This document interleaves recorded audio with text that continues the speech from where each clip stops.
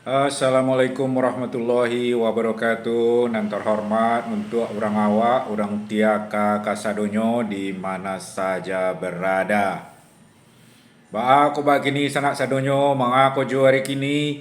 Mudah-mudahan sukses sadonyo andaknyo, berhasil sadonyo andaknyo, saroto dapet rasoki hari ko andaknyo.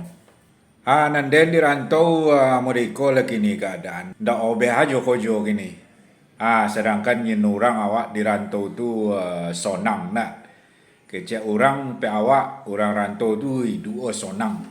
Piti murah dapet. Sagalo ado, sagalo lai.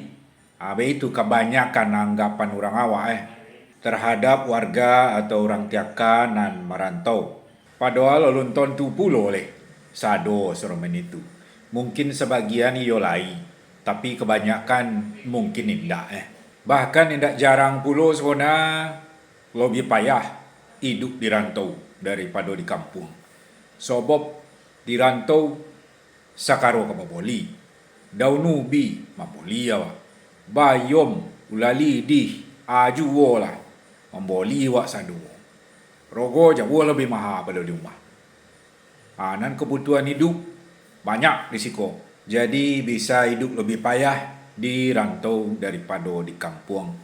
Namun baik itu tentu awak di maju barado, awak tentu yo harus bau sao, bakureh untuk mencari hidup sana.